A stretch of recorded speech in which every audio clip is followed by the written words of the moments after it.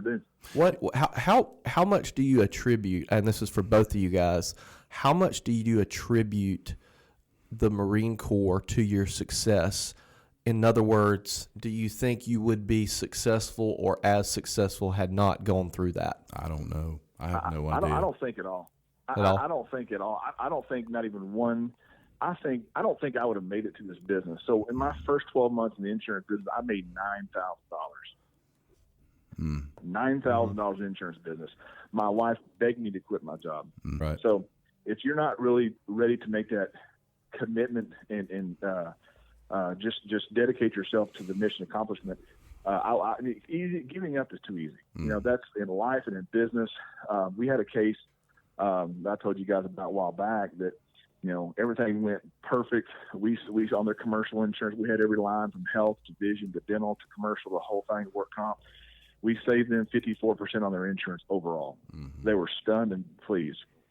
$60,000 insurance. So they called us and said, hey, we're selling our business, so we're basically losing all the insurance. So that was a setback.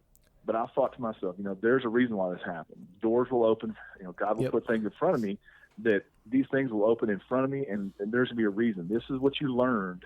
Here's what you learned from this smaller case that you think was huge, and then you'll get this bigger case. Right now, I'm about to wrap up a $245,000 commercial insurance case, oil and gas, and I'm going to make that one of my vertical markets. Nice. And so that was the door that opened for me, and I learned from it. And I don't look back negatively on things. I don't look back at all. I know bad things happen to good folks, but that's today. Tomorrow, you wake up, open your eyes. If God gives you another opportunity for another day. I will tell you both the two things I have the hardest time with. Both are direct results from the Marine Corps. When I got out of the Marine Corps in 1999, I got called into two different people's offices and two different jobs that I had, and was told to sit down and had a very frank discussion about how direct I was and how blunt I was, and specifically with females. Yeah. Where, you know, Aron and I came from it was a man's world. Back then, especially. And exclusively. Orders, and, you know, if you're in the fleet, which is that's the real Marine Corps. That's the ground pounders, the bullet pillows. I was a 0351 Dragon Gunner, which replaced the old flamethrower in Vietnam, but it was a multi-purpose shoulder-fired assault weapon. And I was in support of the 0311 bullet pillows that were knocking down doors and doing close quarters combat in Iraq and Afghanistan. We typically were on Humvees. I was a vehicle commander on a Humvee. We either had a 50 cal or a tow on the top of it. But the one of the areas I had was having to dial back my aggression relative to telling people what to do, because in the Marine Corps, man, it's just hey, go get it done. There is no, there is no soft. There is no soft. Hey, let's talk about this and let's do that. Take the problem and nip it in the bud. No, it absolutely does. And I think one of the things that I tried to do, I tried to keep the Marine Corps in my heart, but on my tongue, I try to tamper that back because I will say things.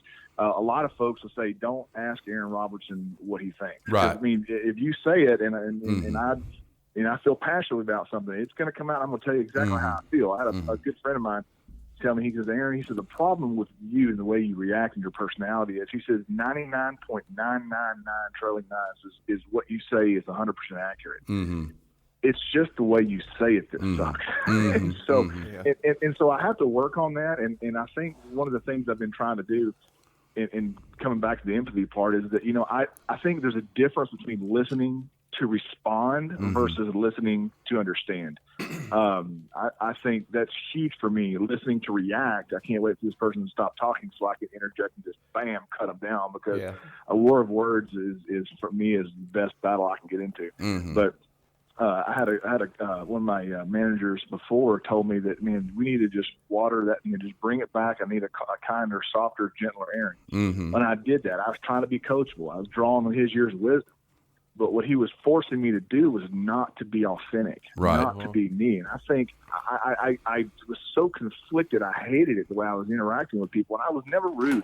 I told folks, I will never be rude to you. I'll never curse at you. I may curse around you, but I'm never cursing at you out of anger. I want what's best for you. And one of the things is, once I decided to stop being the kinder, softer version of what he wanted me to be, and I became myself, my sales took off. Right. And drawn on, what Gary Vaynerchuk says, be you. In 2019, self-awareness has been my overall theme. I've discovered things about myself and embraced that.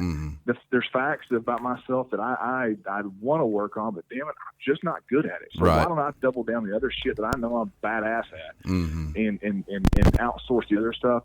And let's just go to battle with that. I'm ready. Well, one of the things I've noticed about myself is when I love someone or I care deeply about someone and they come to me with a enormously big, huge problem, instead of empathy, I replace empathy with, as they're telling me what that problem is, doesn't matter how bad it is, my mind goes into overdrive. And I start thinking to myself, how can we solve this problem? How can we solve this problem?